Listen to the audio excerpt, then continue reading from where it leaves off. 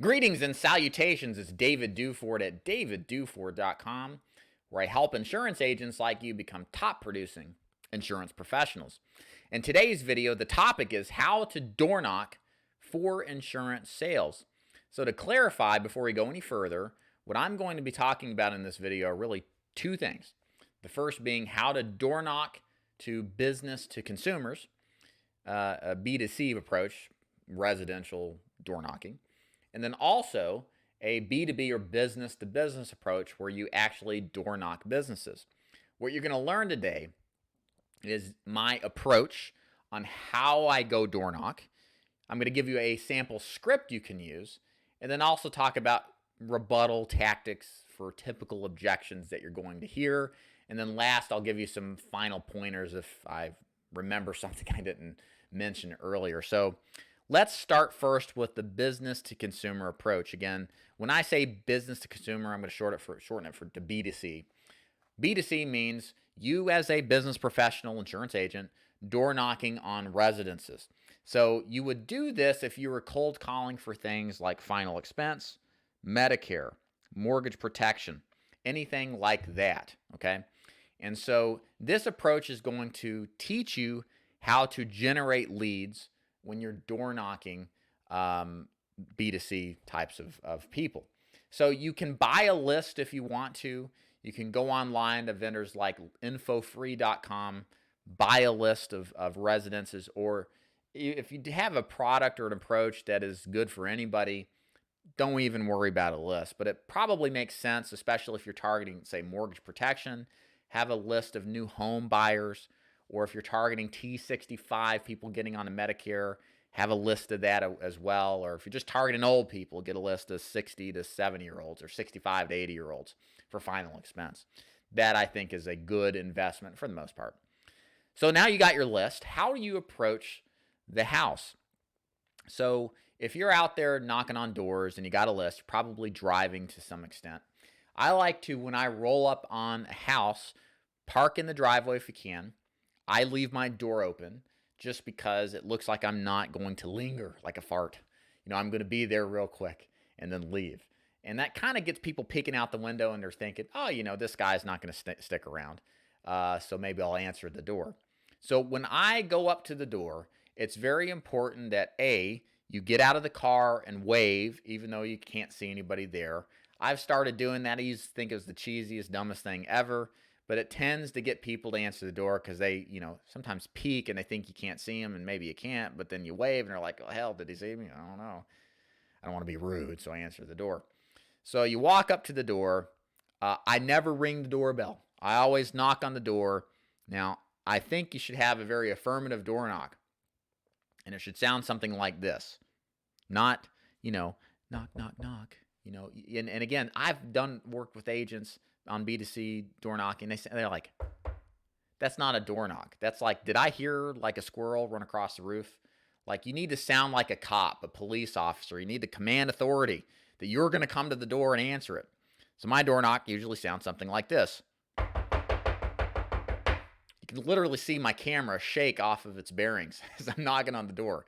So do that. It's going to be a little off-putting maybe, but I promise you're going to get more people to answer the door. Works pretty well with me. When I knock on the door, I'm 6 foot. I step back. If there's a little step, I'll step down. Okay? I don't want to be a threat. Okay? And my eyes are looking square into the little peek hole. And when I see the light behind it turn dark, I'm waving. Again, to let them know I see you, so come answer the door. Now, those little techniques typically work to get them to answer the door. So they answer the door. I immediately make eye contact. I wave at them and I say, hey, Mr. Jones, Dave Duford, how you doing? And I'll stick my hand out, give them a little shake if they open the glass door. Anything to make a connection, okay? My demeanor, my body language, I'm kind of like I am right now. I'm high energy. Sometimes I'm low energy. I'll talk like this. But when I'm with prospect, I'm like, oh, money. So I'm going to be kind of, picking it up a little bit. I'm making eye contact with them. I'm smiling. My eyes are wide and open. I'm being energetic, enthusiastic. Don't be, slumped shoulders, looking down, darting around, Don't look like a weirdo, all right? Very important. So what do you say when you get them there? Well, this is going to depend on the product you're selling, but let me give you a simple, straightforward script that I would use. So, hey, Mr. Jones, my name is David Duford with X. Just name a company that you represent or work with. The reason I'm stopping in today is that I help people who blank. So that would be whatever your benefit of the product that you provide. I help people get affordable Medicare supplemental coverage, or I help people who are turning 65 get an affordable plan for their Medicare, or I help people who turn 65 understand what Medicare is all about. But you get the idea. Fill in, think of the benefit of what you're selling, and then place it there. So I help people with X, and the reason I'm stopping by your house today is I was in the neighborhood, I helped someone around the corner, and wanted to know if you had 10 minutes to go over this information to see how I could possibly help you out with your Medicare questions, or with your mortgage protection coverage, or covering more, whatever the deal is. May I come in? That's the closing remark. Something basic and simple is the key. Now, we'll get into this in a minute, but the key with any kind of door knocking, and I'll mention this in the end too, is that this is a numbers game to a certain extent. We want to find our guy, all right? Find our person that like has the personality that appreciates us, that would be willing to let us in. And so we don't have to come up with some magical script. We just have to get to the point, introduce ourselves, look like nice people, and clearly tell them why we're there and what we're trying to do to help them out. So the key thing is this is a numbers game. You're going to have to do 20 plus, maybe even 30 doors a day to get a couple of appointments, okay? Now, what if somebody rebuttals you, says, I'm not interested, or I've already got my thing, so whatever you do, understand that whatever objection you hear, always attempt to rebuttal it.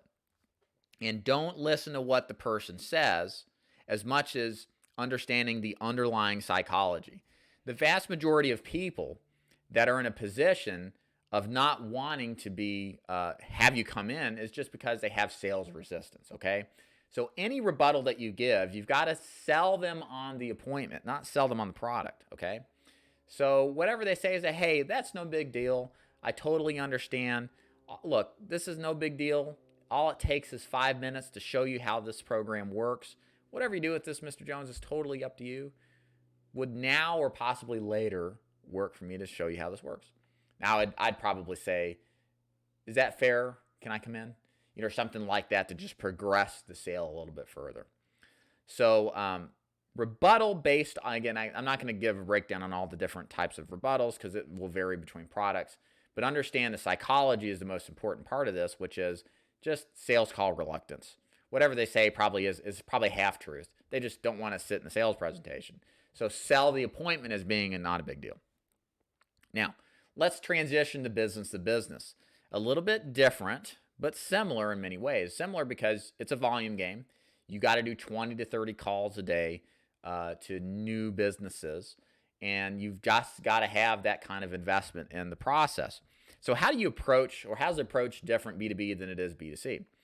So the big difference with B2B is that you will probably experience more gatekeepers, okay? What's a gatekeeper? Gatekeeper is somebody who prevents you from talking to the decision maker, the business owner, the person who writes the checks, who runs the business. And so what you got to do two things when you call on a business owner. First of all, it's easier getting started going B2B, targeting smaller businesses, because a lot of them don't have gatekeepers, and a lot of them are a little bit more approachable than larger businesses that you may not even be able to talk to the owner. You got to get through a bunch of different people, and there's more people involved. It's just simpler to sell small business owners.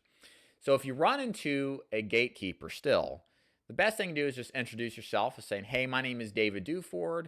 I'm a life insurance agent. I'm stopping by because I help business owners with their life insurance planning, and wanted to show him how I can help them out, or how I do what I do, and wondered if you have 5 minutes for me to show you the work that I do. So it's very simple, very broad-based way to get in. If the gatekeeper kicks back and says, hey, he's busy right now with clients, the best thing to do is get the gatekeeper's information, get her name, be really polite and appreciative, okay? get the business card of the business owner, ask the gatekeeper the best time to reach him at, and then put him into a follow-up list that you call over the phone. Eventually, you will get to know the gatekeeper. They will get to know your name. And eventually, the gatekeeper you'll win that person over, and they will allow you to talk to the owner. Sometimes it takes some time, but their job is to keep out questionable people. Again, a gatekeeper's primary function is to win back the limited time that the business owner has. So you got to prove by follow-up, not to the point of insanity, but maybe over a couple of times over the course of a couple of weeks, consistency will be appreciative and noticed, especially if you're friendly and asking and persistent. And eventually, they'll help you get to them once you win them over. So it's important to understand going in that that's what you're going to experience. And I believe the long game is the best way to approach a gatekeeper. Win them over to your side.